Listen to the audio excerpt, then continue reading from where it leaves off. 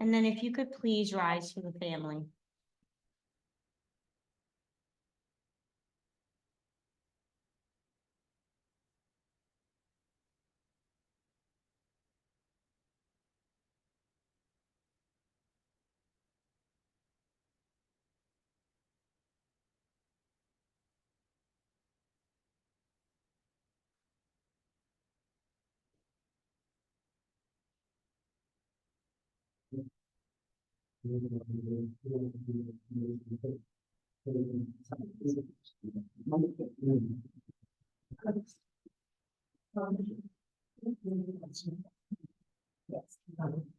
Officiating today's services is Rabbi Richard Blair.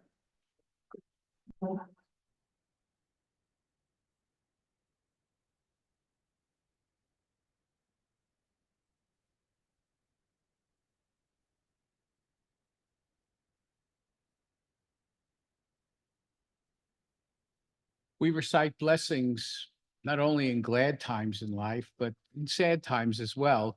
And today is one of those sad times. Many glad times will come to us in the future. So I'd like the people who are the close relatives just to rise for a minute. I'm going to recite the blessing that we say at this time. It comes from the book of Job, first chapter, verse 20. Baruch atah Adonai Eloheinu melech haolam dayan ha'emet. We praise you, Lord our God. You are the ruler of the universe, and you are the judge of truth. Adonai natan v'Adonai lakach yehi shem Adonai mevorach. God has given and God has taken away. Blessed be the name of God. Please be seated. We'll begin our prayer. Tam v'nishlam. It is pure. It is completed. Shevach Lo'el, praise be to God, Borei Ha'olam, creator of the universe. I'll begin this prayer with a brief poem. It's entitled The Measure of a Man. Now, the gender in the English language is grammatical, and that means it's neutral. The sentiment is anything but. Not how did she die, but how did she live? Not what did she gain, but what did she give? These are the units to measure the worth of a man as a man, regardless of birth. Not what was her station, but had she a heart? How did she play her God-given part? Was she ready with the word of good cheer to bring back a smile and banish a tear? Not what was her shrine, nor what was her creed, but had she befriended those really in need? Not what did the sketch in the newspaper say, but how many were saddened when she passed away? By these standards, and by whatever standards one would hope to measure the life of a human being, in Michelle's passing, we have suffered a great loss. Death has taken our beloved. We are reminded of our own mortality. Our own days on earth are limited. We know not to whom the morrow belongs, yet so often we postpone for the future deeds which we should perform today. My friends, we wait too long. We wait too long to show kindness and speak words of gratitude and concern. We wait too long to forgive hurts we have suffered and to ask forgiveness for those we have inflicted. We wait too long to make the most of our God-given gifts, to nurture our creative spirits and strive for personal growth. And we do wait too long to give the love which may no longer be needed tomorrow. We wait too long to discipline ourselves and master and take charge of our lives. And we wait too long to become more humane beings, more learned, more devoted, more caring. In tribute to our departed Michelle Segal, let us now resolve that we shall wait no longer and that we shall delay no more, but rather let us begin to do now the good deeds which we can perform on this day. Poets modern, poets ancient, all have grappled with the mystery that is life and death. And here are the words of those ancients. Adonai ma'adam v'teroeo ben enosh v'techashivehu. Lord, what are we that you have regard for us? What are we that you are mindful of us? We are like a breath. Our days are a passing shadow. We come and we go like grass. In the morning we shoot up renewed. In the evening we fade and we wither. You cause us to revert to dust, and you say, return, mortal creatures. Would that we were wise and understood whither we are going, for when we die, we carry nothing away. Our glory does not accompany us. Mark then the wholehearted and behold the upright. They shall have eternal peace. For Michelle's love, which united us all in life, which death will never sever. For her companionship, which we shared along the path of life and which continues through the tenderness of memory. For the gifts of her heart and mind that brought us joy and happiness and is now such a precious remembrance. For all these and for so much more, we give our thanks to Almighty God. And then we grieve. And as we do so, we listen to the voice of the sacred scripture. It brings us the ever new message God is near, tells of a kinship we share with the one who created us all. In light as now in darkness, in joy as now in sorrow, in life as now in death. In the devotional literature of our people, we find a collection of 150 prayer poems, and we call these Tehillim, praises, best known as the Book of Psalms. It's life's little instruction book for us throughout all our generations. So if you want to know what to do with the brevity of your time on this earth, consult that Book of Psalms and you will be inspired. Perhaps the quintessential psalm of God's closeness to us through life's many vicissitudes, its ups and downs, its joys and sorrows, is number 121. We intone those ancient words. Esau enayahari meyayin yavo Ezri. Ezri mehem Adonai ahose shamayim bo'aretz. Al yitein lamot raglecha al yanam shomerecha. Hine lo yanum v'lo yishan Shomer Yisrael. I lift my eyes to the mountains. What is the source of my help? My help comes from God, the maker of heaven and earth. God will not let your foot give way, and your protector will not slumber. Behold, the protector of Israel neither slumbers nor sleeps. God is your guardian. God is your protection at your right hand. The sun shall not smite you by day, nor the moon by night. God will guard you from all harm. God will guard your soul, your going and your coming, now and forever. From our saints and our sages, we gain inspiration in times of joy and solace in times of sadness. But for all times and for all seasons, we do gain perspective. And such we garner from the 3rd chapter of the book of Ecclesiastes. It's found in our wisdom literature. It's a lesson we've learned so well. Lakol zaman, v'yet lakol chepetz tachat hashamayim. To everything there is a season, a time for every purpose under the heavens, a time to be born and a time to die, time to plant and a time to uproot that which is planted, time to tear down, time to build up, time to grieve, time to dance, time to weep, time to laugh, time to throw stones, time to gather stones together, time to embrace, time to refrain from embracing, time to seek and a time to lose, time to keep and a time to discard, time to tear and a time to sow, time to keep silence and a time to speak. In Yiddish, we call this service a levaya. This is a levaya, an accompaniment. The accompaniment to the dead. It's the last true deed of loving kindness, which we can perform for someone whom we love in the land of the living. And the cornerstone, keystone, and capstone of the levaya is the hesped, the funeral oration. Literally, the word translates as lamentation. So here I'll prefer the term of the Greeks who called it eulogoi, good words, good thoughts, blessings. I'll begin an offering of good words, good thoughts, and blessings, knowing full well that the true eulogy, as we anglicize the word, resides in the hearts and souls of everyone whose lives Michelle touched. My friends, sooner or later, we shall all face death when our own time comes. And how we meet our Maker will tell a great deal about us, about the kinds of people we were, about the kinds of lives we led. I do believe that it is not dying that people are truly, truly afraid of. Something more tragic, more unsettling than dying frightens us. We are afraid. We are afraid of never having lived, of coming to the end of our days with the realization that we were never quite really alive and we never understood what life was for. It is not how long we live. For the most part, it is how we live. Each moment, each hour, each day. Michelle Segal's gone from our world and from our view. But the way in which she lived her allotted years gives us memories, and memories don't die. Truly, she was a source of inspiration to all who knew and loved her. So when we think of Michelle, focus not on the 76 years of her life, but rather focus on the life of those 76 years. Judaism tells us that you cannot determine the length of your stay on this earth, but you can determine the quality thereof. So it really is up to each and every one of us to make our own lives something of nobility, something of value. The good news is that we're all capable of doing that, no matter what our personal circumstance might be. This is neither new nor novel in approach. The truly great preachers across the faiths and down through the generations have utilized it. So we add our words to theirs and scratch the surface of our memories and begin to think of the book of life of Michelle Segal. Born 76 years ago in Philadelphia, Pennsylvania, to parents Jacqueline and Irving, she is survived by her siblings, Kenneth and wife Debbie, Jeffrey and wife Bernadette, and Lisa and husband Pat.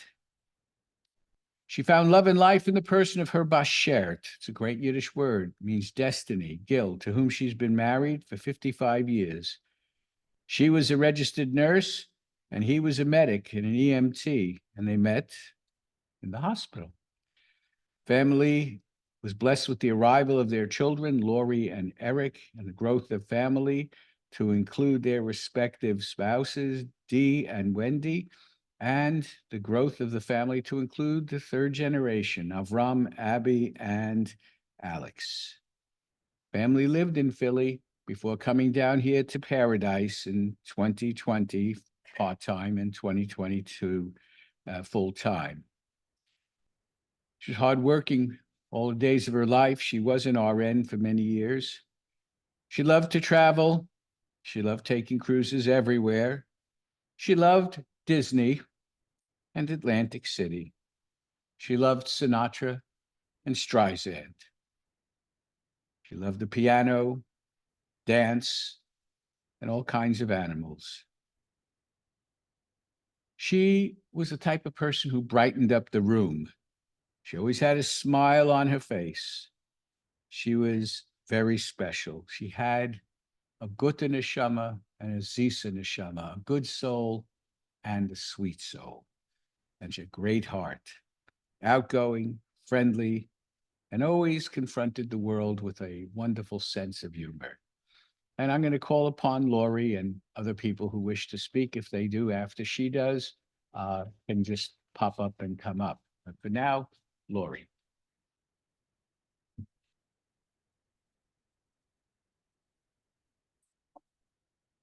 Taking a short. All right. So I could come, I was trying to figure out where to start. You know, do I start 54 years ago when I first met that lady? I called my mom. But instead, I thought I would go with the last 4 years when I've gotten to spend the most amazing time with her in the end of her life. My mom, Michelle Segal, who we also called Michigan Rider, had a smile and a laugh that lit up a room. While dementia chipped away at every aspect of her life, we strove to keep the smile and laughter throughout this journey. Thanks to the support of family and friends, we accomplished the mission to keep Mom home with us throughout the long goodbye.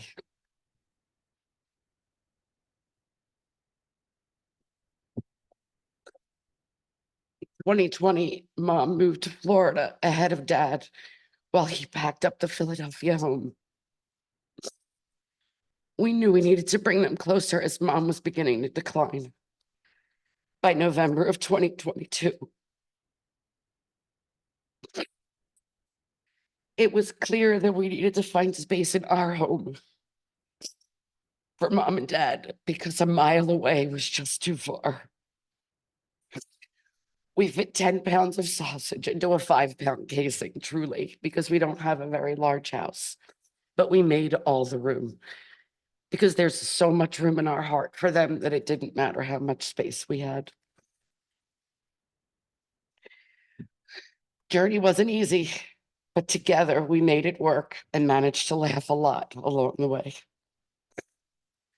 Poor Dad, he was a walking zombie. since when he would sleep, we got to play the game of Where's Mom? We put up directional signs and banners to try and keep her out of the spaces she wasn't supposed to go. Every morning we looked at the security camera to see where did Mom do? What did she do? What was her adventure this night? And when many a morning we would look at that camera and we would see Mom in the middle of the night in the dark, doing the limbo under the sign that said stop. Other days, I actually would wake up in the morning to tell Dee it was time to get up, and there was smiling Mom laying next to me.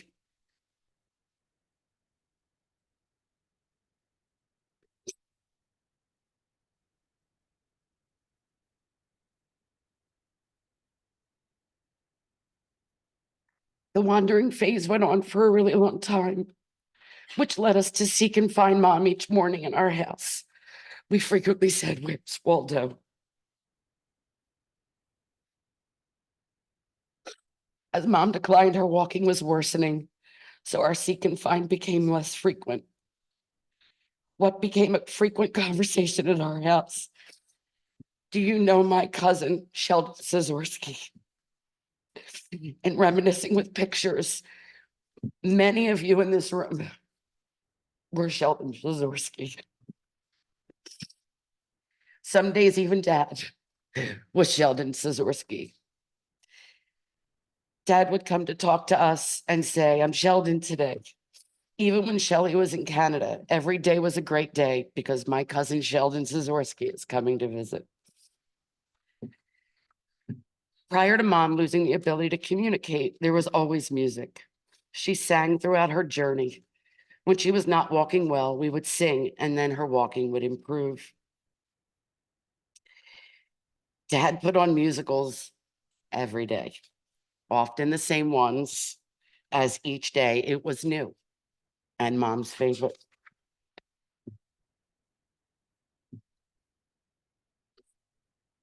Change was a daily, Chicago was a daily movie for a while until Dee would turn to Dad and say, "Old man, if I hear Chicago one more time, you're in trouble."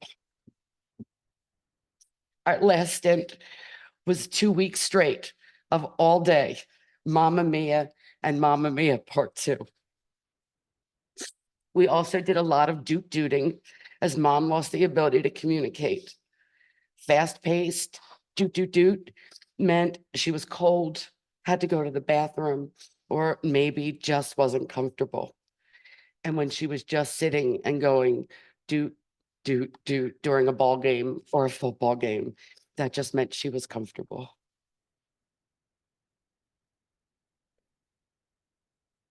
Our last holiday dinner, which was in December.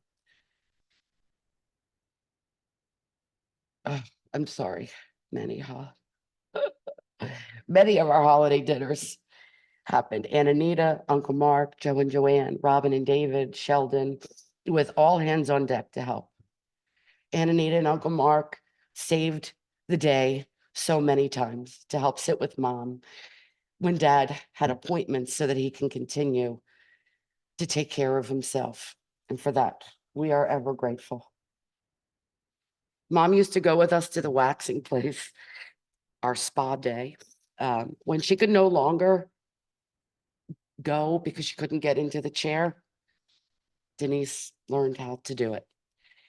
When she could no longer go get a haircut or get her hair colored, Denise learned to do it. Thank goodness we have YouTube.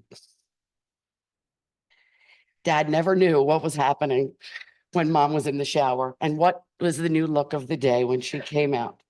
Some days with a fresh haircut and some days with a fresh haircut and color. To our Jared, who helped, or Avron, I'm sorry, who helped with mom duty, from the lift in hall off the floor when she fell to getting his back rubbed while he sat with his mom. We always needed 2 people at home, just in case. And who stepped up? Our Jared. He and Jerry Dog would take turns with back rubs for Jared and belly rubs for Jerry. He kept Mom busy for sure, which kept Mom engaged and kept her safe. The final week of this journey was truly brutal. After each really bad day over this past year, when we thought this was it, Mom would be back up like nothing occurred. She had an awful day the Friday before, and we all thought she would just be up like the Energizer bunny she always was. Unfortunately, it didn't occur. And we realized we were on the last leg of this journey. Dad, who was once again Gil, stayed with Mom all day, playing music. It took a few days to get Mom comfortable, but we had this amazing day of clarity. My brother was in, we were all in, and she knew us, and she was clear. And it was amazing. It was a rally all for us. That clarity we hadn't seen in many years. We sang badly while providing care, which kept her calm. She loved Mom. Everybody that knows Mom, she loved things that were a little bit on the risque or raunchy side. We all did. And her very favorite song was by Lily Allen. And I'm not going to say the word. I'm just going to say the FU song by Lily Allen. You should look it up. Because even when Mom couldn't communicate, if I put on the very beginning tune of that, her face brightened up and she knew exactly what song it was we were getting ready to belt out. She would literally belly laugh singing it, and we did it often. We all had the honor of being with her as she took her last breath. And of course, what did we do? We played her song. With the windows open, we all belted it out, including the hospice nurse. We sang, we laughed, and we cried. Then we realized, as in our tradition, that the windows truly were wide open. And what a send-off. Mom remained with all of her family that were in Florida, including Jerry, the dog. While the journey was not easy, we are so at ease that we could walk this path with Mom. Happy trails, Miss Rider. Doot, doot, doot. And I have one more person who is not thanked in here. And that I honestly don't know how I could have done any of this without the most amazing wife anybody could ask for. Thank you.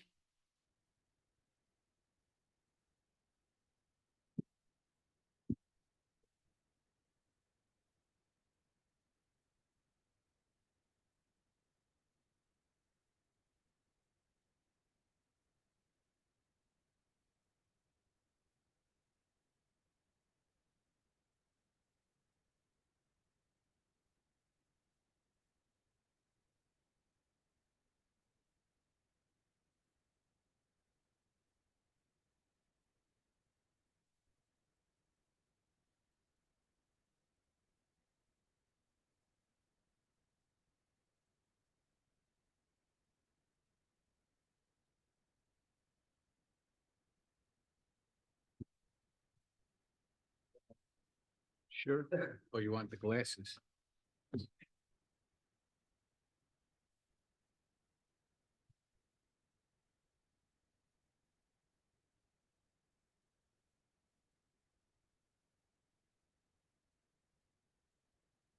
Directly after this service, we're going to go out onto the grounds of the cemetery for the burial. And directly thereafter, Shiva will be observed at the residence of Lori, Denise, and Gil. There are special parking instructions, which Dee will impart to you at this time. Park in the parking lot and walk down Central. So, there's a double cul-de-sac.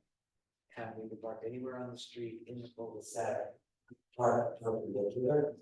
If we run out of room, and a block down the street, where the church and the parking lot.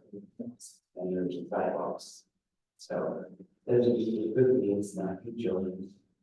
And there's a couple of our neighbors that said this would be a drive, it's stuff to do. I'm going to recite the memorial prayer, which is entitled El Mole Rachamim at this time. And I'd like to ask you to please rise if possible. El Mohole Rachamim Shochem Bamiromim Hamitzeh Menucha Nechona Tachat Konfei HaShechina B'malot Kedosh Mutiorim Kizohar Rakia Mazirim Nishmat Mishadavo Rabbas Rev Yitzchak Sheholecha Leolama Began Eden Temenuchata Lachem Balorachamim Yosireho Beseder Kenafahav Leolamim Vitzror achayim nishmata Adonai unachalata v'tanuach b'shalom al mishkavav v'nomar amen. Compassionate God, eternal Spirit of the universe, grant perfect rest in your sheltering presence among the holy and the pure to the soul of Michelle Segal, who has entered into eternity. Master of mercy, we beseech you, let her find refuge in your eternal presence and in the shadow of your wings, and let her soul be bound up in the bond of life everlasting. God is her inheritance. May she rest in peace as we intone, so be it, but in Hebrew, Amen. Ladies and gentlemen, so the chapel portion of the service, you're now going to head out to the gray side. You have the option to take your vehicles. There's a golf cart that can take you there. If not, you can walk. You're going to head out to the right, so all the way down, make another right, and you'll see a green tent. We're going to take the casket out first. I'm going to ask the immediate family to follow directly behind the casket and everybody else to follow behind them. Thank you.